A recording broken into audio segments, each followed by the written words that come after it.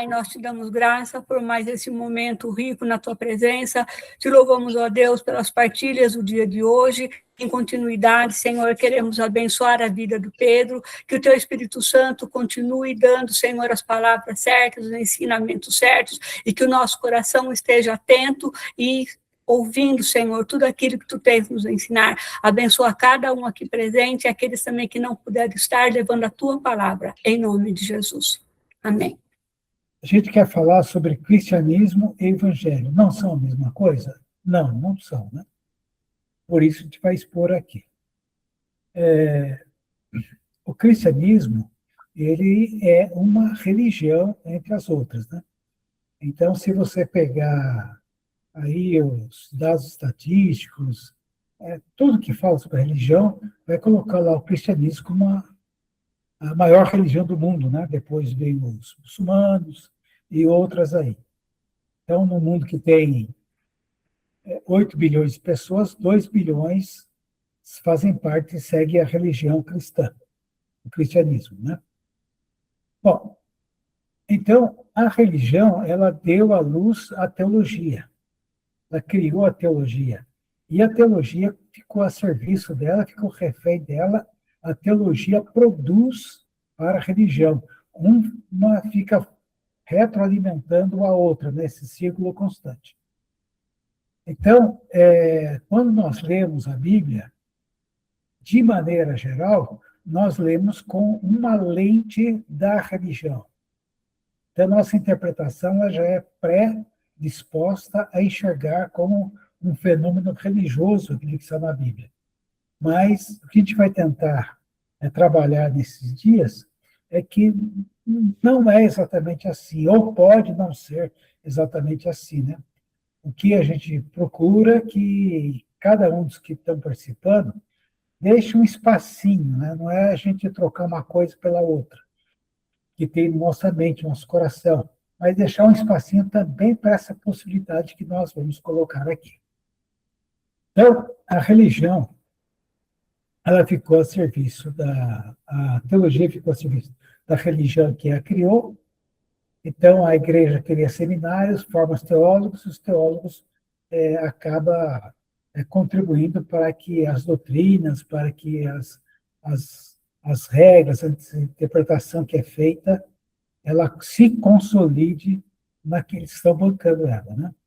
E, em nosso caso, o cristianismo nada mais é do que uma sucessão do judaísmo que juntou com o evangelho, né? E esse evangelho que foi exposto por Jesus, que era um estilo de vida que Deus preparou, que Deus pretendia, mas que, em determinado momento, se tornou uma religião, né?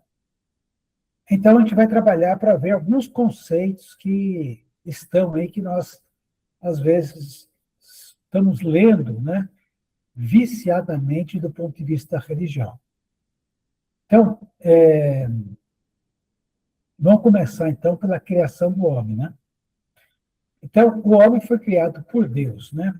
E como Deus é amor, o homem também traz isso nele, né? Uma criação de Deus que resultou do que Deus criou, a imagem, a semelhança dele, não podia ser uma coisa diferente, a não ser que fosse o amor.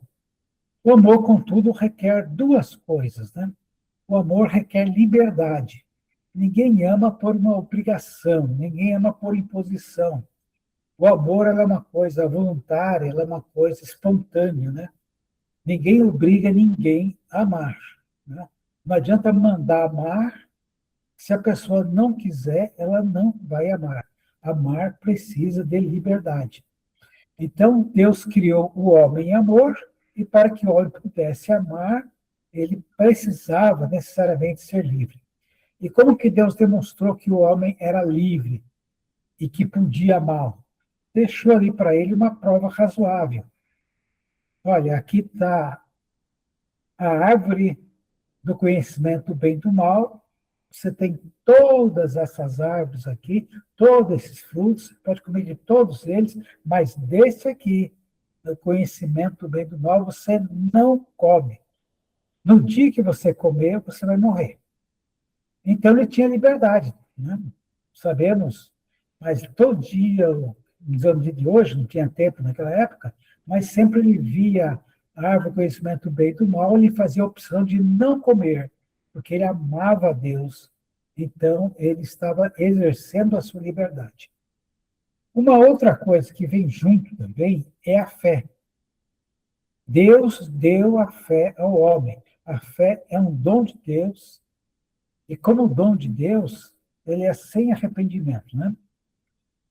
Então, quando Deus falou para o homem, você não come dessa árvore, do fruto do conhecimento do bem e do mal, porque no dia que você comer, você vai morrer, o homem precisava de fé para acreditar nisso que Deus falou. Ele não tinha essa experiência, ele não conhecia isso, ele não sabia o que era isso. Então, ele precisava de fé para acreditar que não devia comer, porque no dia que comesse, ele morria.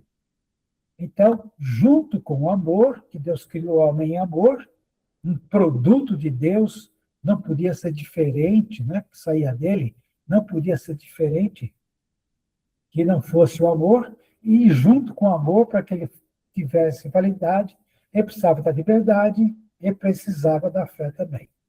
Então, resumindo, o homem ele foi criado em amor, com liberdade e com fé também, né?